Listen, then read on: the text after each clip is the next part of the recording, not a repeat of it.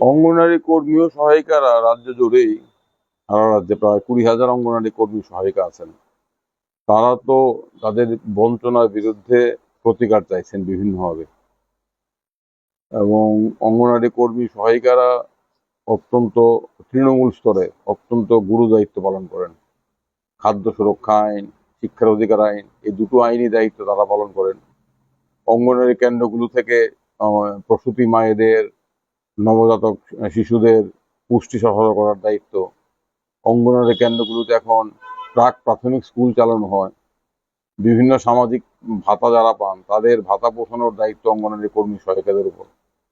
এবং তারা যে দায়িত্ব পালন করেন সেটা তৃণমূল স্তরে অত্যন্ত গুরুত্বপূর্ণ জাতি গঠন করার ক্ষেত্রে। কিন্তু অঙ্গনারী কর্মী সহায়িকারা বিভিন্নভাবে বঞ্চিত।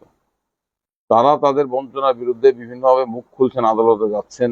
আপনারা জানেন যে কদিন পূর্বে ত্রিপুরা উচ্চ আদালতে ডিভিশন বেঞ্চ অঙ্গনারী কর্মী সহায়িকারা গ্র্যাচুইটি পাবেন এটা পুনরায় ঘোষণা করেছে অবসরের পর। একজন বিচারপতি, একক বিচারপতি রায় দিয়েছিল অঙ্গনারী কর্মী সহায়িকারাদের গ্র্যাচুইটি প্রাপ্য। এটা রাজ্য সরকার মানেনি।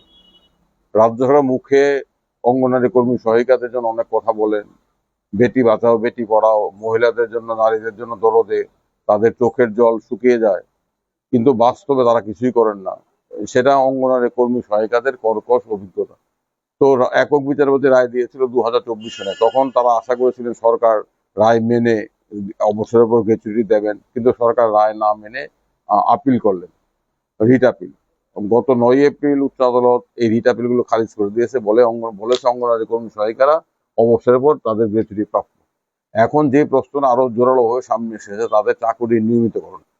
অঙ্গনারী কর্মী সহায়িকারা যে প্রকল্পে কাজ করছেন, আইসিডিএস প্রকল্প, নিবিড় শিশু উন্নয়ন প্রকল্প, এটা পৃথিবীর মধ্যে একটা অত্যন্ত গুরুত্বপূর্ণ প্রকল্প। ভারতবর্ষে এই প্রকল্প 1975 সন থেকে চলছে। এটা স্থায়ী প্রকল্প।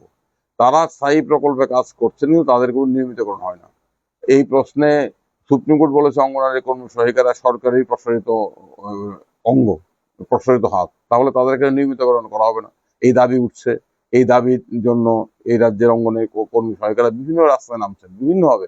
এতদিন তাদের মুখ বন্ধ ছিল, তারা ভয়ে মুখ খুলেন, এখন তারা মুখ খুলতে শুরু করেছেন। তো গত কদিন আগে একদল অঙ্গনারী কর্মী সহায়িকারা উচ্চ আদালতে মামলা করেছেন। তাদের মামলার বক্তব্য হলো রিট মামলা করেছেন যে আমাদের নিয়মিতকরণ করতে হবে, কারণ আমরা সরকারি কর্মীর মতো দায়িত্ব পালন করি, আমাদের নিয়মিতকরণ করো। এবং যতদিন অবধি নিয়মিতকরণ না করা হচ্ছে ততদিন আমাদেরকে সম কাজে সমবেতন দিতে হবে। উচ্চ আদালত এই মামলায় রাজ্য সরকারকে জবাবদিহি করতে বলেছেন, নোটিশ জারি করেছেন। তো অঙ্গনারী কর্মী সহায়িকারদের সাথে আমি বিভিন্নভাবে যুক্ত, তাদের লড়াই সংগ্রামের সাথে যুক্ত 2014, 2010-12 থেকে। তো আমি লক্ষ্য করছি অঙ্গনারী কর্মী সহায়িকারা অনেকদিন পর মাঝখানে তারা অনেক মিছিলে হেঁটেছেন, তাদেরকে দিয়ে অনেক সরকারের দিকে ধন্যবাদ জানিয়ে মিছিল করা হয়েছে, কিন্তু তাদের হাতে একটা শূন্য পেন্সিল তুলে দেওয়া হয়েছে। এখন তারা বুঝতে পারছেন যে এইভাবে মুখ বন্ধ করে থাকলে চলবে না, মুখ খুলতে হবে, আদালতে আসতে হবে এবং আদালতের বাইরে ও রাস্তায় দাঁড়িয়ে লড়তে হবে। তারা এই কাজগুলো করছেন। সেই প্রেক্ষাপটেই তারা আদালতে এসেছেন, মামলা করেছেন নিয়মিতকরণের জন্য, নিয়মিতকরণের দাবিতে। অন্যদিকে তারা রাস্তায়ও নামছেন, ডেপুটেশন দিচ্ছেন, দলমত নির্বিশেষে। আমি অঙ্গনারী কর্মী সহায়িকা বোনদের বলি, আপনারা সবাই একত্রিত হন, সমস্ত দলের বিভাজনের ঊর্ধ্বে উঠে একত্রিত হন, আপনাদের স্বার্থে আপনারা লড়েন। যদি লড়াই না করেন, যদি আওয়াজ না তোলেন, সরকার কোনোদিন কিছু করবে না। আপনারা যখন আদালতে আসছেন, আদালতে আপনাদের পাশে আমরা আছি, ঠিক তেমনি আদালতের বাইরেও সরকারের কাছে আপনাদের জোরালো গলায় দাবি তুলতে হবে। সেই কাজটাই তারা করছেন। সেই কাজটার একটা অংশ হিসাবে তারা মামলা করেছেন। তারা শুধু মামলাতেই থেমে থাকছেন না, তারা পাশাপাশি বিভিন্ন প্রশ্নে সরকারের কাছে যাচ্ছেন। কারণ এই যে দেখুন, অনেকেই জানেন না যে পোষণ ট্র্যাকার পদ্ধতি চালু হয়েছে। এখন অঙ্গনারী কর্মী সহায়িকাদের একটা স্মার্টফোন দিয়ে বলা হচ্ছে স্মার্টফোনের মাধ্যমে কাজ করতে হবে। ফেসিয়াল রিকগনিশন চালু হয়েছে। এতে কি হচ্ছে, ফেসিয়াল রিকগনিশনে অনেক সময় রিং থাকে না, স্মার্টফোনে টাকা দেওয়া হয় না, স্মার্টফোন দেওয়া হয়েছে একটা পুরনো স্মার্টফোন, কাজ করে না, ইন্টারনেট থাকে না, ফেস মিসম্যাচ করে। একজন প্রসূতি মা প্রসবের পূর্বে তার যে চেহারা থাকে, প্রসবের পর তার চেহারা পরিবর্তন ঘটে। সে এসে খাওয়ার জন্য দাঁড়ায়, কিন্তু ফেস না মিললে খাওয়া দেওয়া যাবে না কম্পিউটারে। তাদের যে সমস্যা, এই সমস্যাটা তো দপ্তরের অধিকর্তারা বোঝেন না।